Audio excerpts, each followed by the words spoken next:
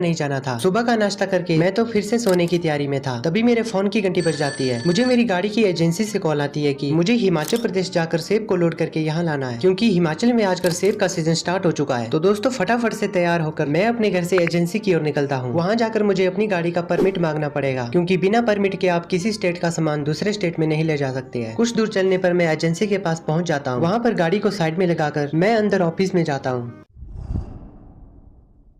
दोस्तों मुझे डॉक्यूमेंट बनाते बनाते 1 घंटा लग गया। बहुत टाइम बाद कंप्यूटर के सामने बैठा तो अभी आंखों में दर्द हो रही है। दोस्तों हिमाचल वाला टूर मेरा 2 दिन का होने वाला है। अभी देखते हैं रास्ते में मेरे साथ क्या क्या होता है। यहाँ से निकलते ही मेरी हिमाचल की जर्नी स्टार्ट हो जाती है। दोस्तों बहुत टाइम से ये गाड़ी घर में पड़ी रहती थी, इसको चलाने का टाइम ही नहीं लगता था। बैठे बैठे इसमें जंग लगना स्टार्ट हो जा रहा था। अभी कुछ दिनों पहले तो मैंने इसकी बैटरी भी चेंज करी थी। इसकी बैटरी बिल्कुल ही खत्म हो चुकी थी, क्योंकि अगर बहुत दिनों तक गाड़ी को बिना चलाए खड़ा रखे तो गाड़ी की बैटरी अपने आप ही खत्म हो जाती है। इसलिए मैंने इसे एजेंसी में लगा दिया। मैंने सोचा चलो कुछ पैसे तो आ जाएंगे। दोस्तों रास्ते में टर्निंग पॉइंट पे 2-3 गाड़ी आपस में टकरा गई थी। पूछने पर पता चला कि टैक्सी वाला फॉर्च्यूनर को ओवरटेक कर रहा था, जिसकी वजह से यहाँ पर जाम लगा था। लगातार 150 किलोमीटर चलने के बाद मैं पहाड़ों की चढ़ाई पर पहुंच जाता हूं। दोपहर का टाइम हो चुका है और अभी मुझे भूख भी बहुत ज्यादा लग रही है। देखते हैं रास्ते में कोई ढाबा मिल जाए तो खाना खाने के लिए रुक जाऊंगा। दोस्तों बहुत देर से मैं इस बस के पीछे चल रहा हूं, अब जाके मुझे पास मिला है। पहाड़ों पे ओवरटेक करना थोड़ा सा रिस्की हो जाता है। दोस्तों रास्ते में मैं खड़ी चढ़ाई के पास पहुंच जाता हूँ। यहाँ तो मेरी खाली गाड़ी भी चढ़ी नहीं पा रही थी। दोस्तों भूख के मारे में पानी पीता जा रहा हूँ और अब तक मैंने बहुत ज्यादा पानी पी लिया है। गाड़ी को साइड में लगाकर मैं चला जाता हूँ झाड़ियों के पीछे उसको बाहर निकालने के लिए।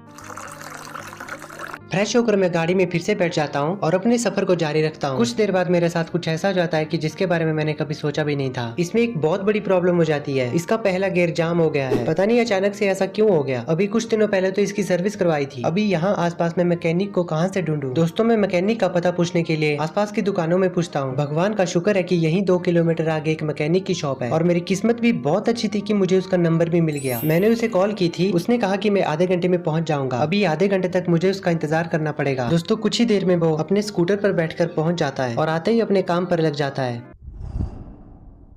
दोस्तों अपने काम को खत्म करके मैकेनिक तो वापस अपनी शॉप की ओर चला गया है। गाड़ी को ठीक करते करते 1 घंटा लग गया और दोस्तों गाड़ी खराब होने की वजह से मुझे 2000 का नुकसान हुआ। अभी मेरी गाड़ी बिल्कुल ठीक हो चुकी है। और हाँ दोस्तों मुझे यहाँ के लोगों से एक बात पता चली है। कुछ सालों पहले रात को इस एरिया में एक ट्रक वाले का एक्सीडेंट हुआ था। वो एक्सीडेंट बहुत रात को हुआ था, जिसकी वजह से वहाँ पर उसकी मदद करने के लिए कोई भी नहीं था और वो बेचारा तड़प तड़प कर मर गया। तब से लेकर माना जाता है कि वहाँ पर उसकी आत्मा भटक रही है और वही ये सब काम करती है। कभी किसी के गाड़ी का टायर पंचर हो जाता है या तो किसी की गाड़ी खराब हो जाती है, जैसा कि आज मेरे साथ हुआ। दोस्तों मैं वहां पर पहुंच गया हूं जहां से मुझे सेब की पेटी को लोड करना है। गाड़ी को पार्क करके मैंने उसका डाला वगैरह भी खोल दिया है ताकि बाद में टाइम वेस्ट ना हो जाए। दोस्तों फिलहाल तो मैं खाना खाने के लिए जा रहा हूँ।